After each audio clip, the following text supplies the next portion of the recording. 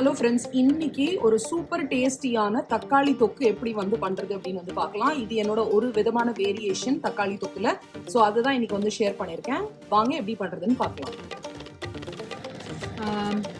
தக்காளி தொக்கு பண்ண போறேன். தக்காளி தொக்கு பண்றதுக்கு இந்த மாதிரி ஷாலட்ஸ் அதுதான் எடுத்திருக்கேன். இந்த ஷாலட்ஸ் சின்ன வெங்காயம் அப்படின்னு சொல்லுவோம்ல, அந்த டேஸ்ட்ல தான் இருக்கும். நம்ம ஊர் சின்ன வெங்காயம், பட் நம்ம ஊர் சின்ன வெங்காயம் அளவுக்கு குட்டி குட்டியா இருக்காது, கொஞ்சம் இந்த மாதிரி பெருசு பெருசாக தான் இருக்கும்.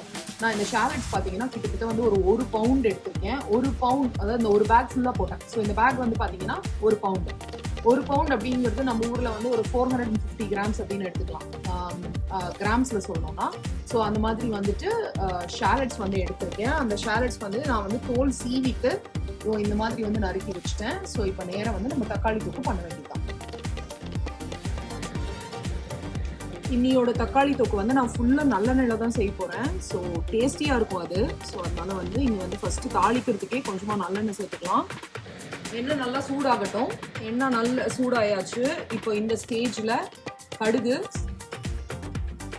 கடுகு பொரிஞ்ச உடனேவும் உளுத்தம் பருப்பு எடுத்திருக்கேன். உளுத்தம் பருப்பு கொஞ்சம் நிறைய போட்டுக்கோங்க. அந்த தக்காளி தொக்குல அந்த கிரன்ச்சியா வாயில கிடைச்சது அப்படின்னா சூப்பரா இருக்கும். ஸோ அதை சேர்த்துருக்கேன். அடுத்து பெருங்காயம் நான் பிசி பெருங்காயம் எடுத்திருக்கேன். அது எங்கேருந்து வாங்குறேன் அப்படிங்கிறது எல்லாமே நான் இந்த வீடியோட எண்டில் ஷேர் பண்றேன். கருவேப்பிலை கொஞ்சமா சேர்த்துக்கிறேன். எங்கிட்ட 2 பீஸ் தான் இருக்கு, அதனால அதை எடுத்துட்டு இருக்கேன்.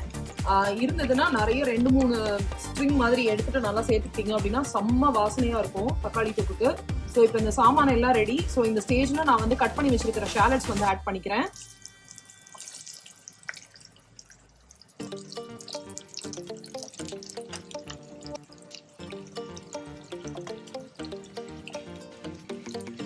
வதங்கிறதுக்கு நம்ம கொஞ்சமா உப்பு சேர்த்துக்கலாம்.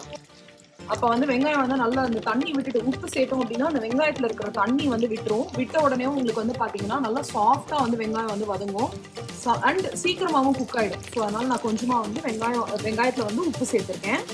ஸோ இப்போ நல்லா மிக்ஸ் பண்ணி விட்டுருவோம். மிக்ஸ் பண்ணி விட்டுட்டு இப்போ நல்லா வெங்காயம் வதங்கட்டும். அதுக்குள்ளே நம்ம தக்காளி சாப் பண்ணி ரெடி பண்ணிக்கலாம். ஸோ இங்கே பார்த்தீங்கன்னா தக்காளிலாம் இவ்வளோ பெரிய பெரிய சைஸில் தான் இருக்கும். நான் கிட்டத்தட்ட இப்போ 1 கிலோ தக்காளி எடுத்திருக்கேன். 450 கிராம் இங்கே வெங்காயம் சேர்த்துருக்கேன். உப்பு போட்டு வதக்கிருக்கேன் தாளிச்சதுக்கப்புறம். இங்கே இப்போ இந்த தக்காளி 1 கிலோ தக்காளி நான் எடுத்துட்டு போகிறேன். இதை நல்லா வாஷ் பண்ணிட்டு சாப் பண்ணி எடுத்துக்கலாம். வெங்காயம் வதங்கிட்டே இருக்கு. இந்த ஸ்டேஜில் கொஞ்சமாக மஞ்சள் பொடி சேர்த்துக்கிறேன்.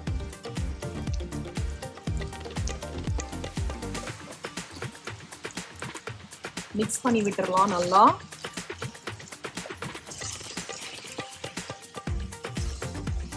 பூண்டு நைட் டைம் அப்படிங்கறதுனால நான் பூண்டு சேர்க்கல. உங்களுக்கு வேணும் அப்படின்னா நீங்க தாளிக்கும் போதே வெங்காயம் சேர்க்கறதுக்கு முன்னாடி நல்ல ஒரு 10 பல்லு பூண்டை ஃபைனா சாப் பண்ணி சேர்த்துட்டீங்க அப்படின்னா அதுவுமே செம்ம டேஸ்டியா இருக்கும். வெங்காயம் நல்லா வதங்கிடுச்சு. நம்ம போடும் போது எவ்வளவு இருந்தது பாருங்க. இப்ப நல்லா சாஃப்ட் ஆகி நல்லாவே ரெடியூஸ் ஆயிடுச்சு, கம்மியாயிடுச்சு. இந்த ஸ்டேஜ்ல நான் நறுக்கி வச்சு தக்காளி ஆட் பண்ண போறேன். தக்காளி நல்லா ஜூசியான தக்காளியா இருக்கட்டும். நல்ல பழுத்த பழமா தக்காளி பார்த்து எடுத்துக்கோங்க. அப்பதான் டேஸ்ட் சூப்பரா இருக்கும். ஸோ தக்காளி சாப் பண்ணி வச்சிருக்கேன், அதை ஆட் பண்ண போறேன்.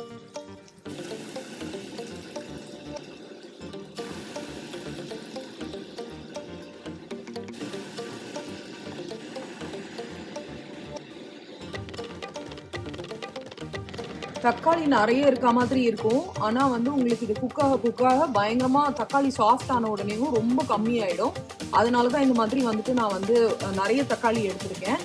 எங்களுக்கு இந்த ரேஷியோல ஆல்மோஸ்ட் போட்டாதான் எங்களுக்கு ரொம்ப பிடிக்கும் அப்படிங்கறதுனால இந்த மாதிரி எடுத்திருக்கேன். உங்களுக்கு ஆனியன் ஃபிளேவர் நிறைய இருக்கணும் அப்படின்னு தோணுச்சுன்னா தக்காளி கொஞ்சம் ரெடியூஸ் பண்றதா ரெடியூஸ் பண்ணிக்கோங்க. ஸோ தக்காளி பாத்தீங்கன்னா இந்த ஸ்டேஜ்ல நம்ம நல்லா குக் பண்ண விட்டுட்டு நல்லா இப்போ ஃபுல்லா சாஃப்டா குக் ஆகி உங்களுக்கு கம்ப்ளீட்டா அந்த லிக்விட் எல்லாமே ஆல்மோஸ்ட் சுருள குக் ஆகி லிக்விட்லாம் எவாபரேட் ஆகிற வரைக்கும் நம்ம இதை குக் பண்ண வேண்டியதுதான். அப்படியே குக் பண்ணிட்டு இருக்கலாம். இது ஃபாஸ்டா குக் பண்றதுக்கு மூடி போட்டு குக் பண்ணிட்டோம் அப்படின்னா ஒண்ணுமே ஃபாஸ்டா குக் ஆயிடும். ஸோ இப்போ நான் ஒரு மூடி போட்டு கொஞ்ச நேரம் மூடி குக் பண்ண போறேன். மூடி போட்டாச்சு. இப்போ நல்லா குக் ஆகட்டும். ஒரு மாதிரி மீடியம் ஃப்ளேம்ல வச்சு குக் பண்ணிட்டே இருங்க. சூப்பரா குக் ஆயிட்டே இருக்கு. இது இன்னும் இப்போ இந்த ஸ்டேஜ்ல ஒரு 10 மினிட்ஸ் கழிச்சு நான் மூடி எடுத்துட்டேன்.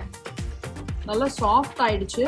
இதோட தக்காளியோட ஜூஸ்லாம் வந்து நல்ல வெளியில வர ஆரம்பிச்சிருச்சு. இனிமேலேருந்து அப்படியே வந்துட்டு மிக்ஸ் பண்ணி விட்டுட்டே இருங்க.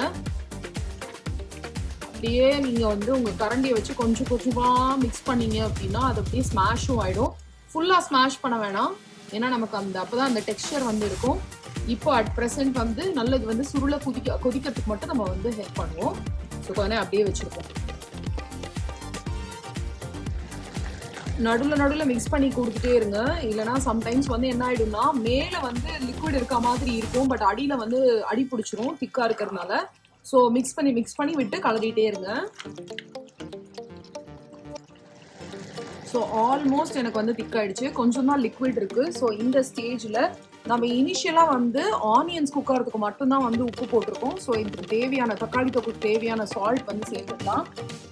சேர்த்துட்டு நான் இன்னைக்கு காரத்துக்கு வந்து சாம்பார் பொடி வந்து சேர்க்க போகிறேன்.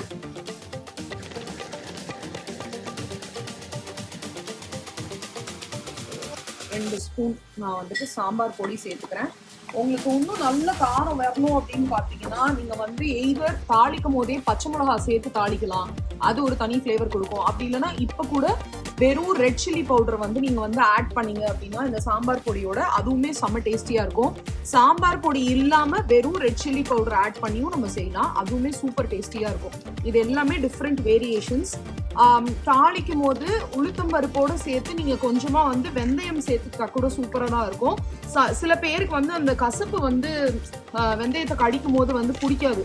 அப்படி இருந்துச்சுன்னா நீங்கள் வந்து கொஞ்சமாக வெந்தய பொடி கூட சேர்த்துக்கலாம் இந்த ஸ்டேஜில், அதுவுமே டேஸ்டியாக இருக்கும். நிறைய வேரியேஷன்ஸ் இருக்குது. இப்போ பாருங்கள், மேலே தண்ணி இருக்க மாதிரி இருந்தது, பட் ஆல்மோஸ்ட் நமக்கு வந்து திக்காயிடுச்சு. ஸோ நான் வந்து கலந்து விட்டுட்டே இருக்கேன். இப்போ இந்த ஸ்டேஜில் வந்து அடுப்பை வந்து லோ ஃப்ளேம்க்கு மாற்றிடுங்க.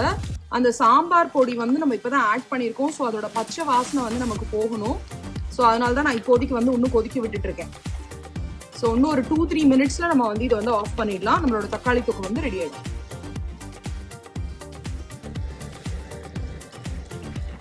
ஸோ சூப்பர் டேஸ்டியான தக்காளி தொக்கு இஸ் ரெடி ரைட் நவ். நல்லா டேஸ்டியாக ரெடி ஆயிடுச்சு. இந்த இடத்துல நான் வந்து ஸ்டாப் பண்ணிடுவேன். இங்கே வந்து ஸ்டாப் பண்ணினதுக்கப்புறம் வேணும்னா நீங்கள் வந்து கொஞ்சமாக பச்சை நல்லெண்ணெய் இது மேலே வந்து அப்படியே விட்டீங்க அப்படின்னா செம்ம டேஸ்டியாக இருக்கும். இந்த தக்காளி தொக்கு வந்து நம்ம வந்துட்டு இட்லி, தோசை, சப்பாத்தி எதுக்கு வேணால் சைட் டிஷ்ஷாக தொட்டுக்கலாம். பிரெட்டில் வந்து சாண்ட்விச் மாதிரி ஸ்ப்ரெட் பண்ணி சாப்பிட்றதுக்கும் சூப்பராக இருக்கும். டொமேட்டோ ரைஸ் பண்ணுறீங்க அப்படின்னா கொஞ்சமாக வந்து முந்திரி பருப்பெல்லாம் வந்து நம்ம வந்து ஃப்ரை பண்ணி போட்டு ரைஸ் வந்து நல்லா உதிரியாக வச்சுட்டு அதில் இந்த டொமேட்டோ தொக்கை எடுத்து மிக்ஸ் பண்ணி போட்டு சாப்பிட்டாலும் செம்ம டேஸ்டியாக இருக்கும். ஸோ ட்ரை பண்ணி பாருங்கள். ஸோ நான் பெருங்காயம் பற்றி முதலே சொல்கிறேன்னு சொல்லியிருந்தேன். பெருங்காயம் பார்த்தீங்கன்னா பிசி பெருங்காயம், இந்த பெருங்காயம் தான் நான் வந்து ஆர்டர் பண்ணுறேன். இந்தியாவிலேருந்தே நான் வந்து வரும்போதே இதை வந்து எடுத்துகிட்டு வந்துடுறேன். சென்னையில் இருக்கிற டீலரை காண்டாக்ட் பண்ணி அவங்க கிட்டேருந்து நான் வந்து பல்காக வந்து எடுத்துகிட்டு வந்தேன். ஸோ மதுரையில் இருக்கீங்க ஆர் உங்களுக்கு மதுரையில் காண்டாக்ட் இருக்குது அப்படின்னா மதுரையில் நிறைய கடைகளில் இது வந்து கிடைக்கும். நான் மதுரையில் ஒன்ஸ் போகும்போது அதை ட்ரை பண்ணி பார்த்துட்டு இருந்தது. எனக்கு ரொம்ப ரொம்ப ரொம்ப பிடிச்ச பெருங்காயம் அப்படின்னா வந்துட்டு இந்த பிசி பெருங்காயம் தான். நான் பல வருஷமாக இப்போ அதுதான் யூஸ் பண்ணிகிட்ருக்கேன். I think for the past 16-17 இயர்ஸாக நான் வந்துட்டு யூஸ் பண்ணிகிட்ருக்கேன். அதுக்கு முன்னாடி இந்தியாவில் இருக்கும் போதுமே வந்துட்டு பார்த்தீங்கன்னா ரெகுலராக யூஸ் பண்ணுறது வந்து இந்த பிசி பெருங்காயம் தான். ஸோ சின்னதாக வந்து இந்த மாதிரி பாக்கெட்ஸில் வந்து வரும். ஸோ நான் மொத்தமாக வந்துட்டு ஆர்டர் பண்ணிவிட்டு இந்த ஸோ அட் அ டைம் நான் வந்துட்டு இந்த ஒரு பாக்கெட் எடுத்துகிட்டு ஒரு சின்ன பாட்டிலில் எடுத்து வச்சிட்டேன் அப்படின்னா வந்து சூப்பராக இருக்கும். ஸோ இதுதான் வந்து நான் ரெகுலராக யூஸ் பண்ணுற பெருங்காயம். யாருக்காவது வேணும் அப்படின்னா வந்துட்டு நீங்களுமே வாங்கி ட்ரை பண்ணி பாருங்கள், செம்ம டேஸ்டியாக இருக்கும். ஸோ நான் தக்காளி தொக்கு மெயினாக பண்ணதுக்கு ரீசனே வந்து பார்த்தீங்கன்னா காரடையா நோம்பு உப்படை பண்ண மாவு வந்து பாக்கி இருந்தது. ஸோ அதை வந்துட்டு அப்படியே உப்புமா கொழுக்கட்டை மாதிரி மாற்றிடலாம் அப்படின்னு சொல்லிட்டு கொழுக்கட்டை ஷேப்பில் வந்து அப்படியே பிடிச்சி வச்சுட்டு அதை வந்து தொட்டுக்கிறதுக்காக தக்காளி தொக்கு மாதிரி பண்ணிட்டா சூப்பராக இருக்கும் அப்படின்னு சொல்லிட்டு அது மாதிரி தான் பண்ணியிருந்தேன். ஸோ அது வந்து பார்த்தீங்கன்னா அந்த ஒரே மாதிரி, அதாவது அந்த அடை ஷேப்லேயே சும்மா பண்ணி சாப்பிடாம இது டக்குன்னு உருண்டை மாதிரி பிடிச்சி வச்சதுமே ரொம்ப சூப்பராக தான் இருந்தது. அன்றைக்கி இந்த மாவு வந்து நிறைய கலரி வச்சுட்டேன். ஸோ அன்றைக்கி வந்துட்டு வேணுமோ வேண்டாமோ ஃபுல்லாக யூஸ் பண்ண முடியல, அதனால தான் இந்த மாதிரி யூஸ் பண்ணேன். பட் என்னன்னா கொஞ்சம் ஸ்டீம் பண்ணும்போது கொஞ்சம் பெரிய பாத்திரமா வச்சு ஸ்டீம் பண்ணியிருக்கலாம். அது பண்ணாததுனால வந்துட்டு கொஞ்சம் இப்படி ஒட்டிட்டு இருந்தது. அண்ட் கொஞ்சம் அந்த ஒரு மாதிரி வந்துட்டு அந்த இதுவுமே வந்து கொஞ்சம் உதிரி உதிரியா தான் இருந்தது. பட் ஆக்சுவலி சாப்பிடுறதுக்கு வந்து பாத்தீங்கன்னா நல்லா சாஃப்டா டேஸ்டியாவே இருந்தது. ஸோ அதனால வந்துட்டு ரொம்ப இன்ஃபேக்ட் என்ஜாய் பண்ணி சாப்பிட்டோம். யூஸ்வலா நான் வந்து உப்புமா கொழுக்கட்டை பண்ணேன் அப்படின்னா அதுல நம்ம காராமணி அதெல்லாம் சேர்க்க மாட்டோம்ல. பட் அந்த காராமணியோட சேர்த்து பண்ணும்போது அது வந்து ஒரு தனி ஆடட் டேஸ்ட் வந்து கொடுத்துருந்தது. ப்ளஸ் என்னோட எப்பவுமே நோம்பட மாவு வந்து நான் நல்லெண்ணெயில தான் வந்து பண்ணுவேன். அது ஒரு டிஃப்ரெண்ட் டேஸ்ட். உப்புமா கொழுக்கட்டை அப்படின்னு வரும்போது நான் யூஸ்வலா அதுல வந்து தேங்காய் எண்ணெய் சேர்த்து அது வந்து அந்த மாதிரி குக் பண்ணுவேன்.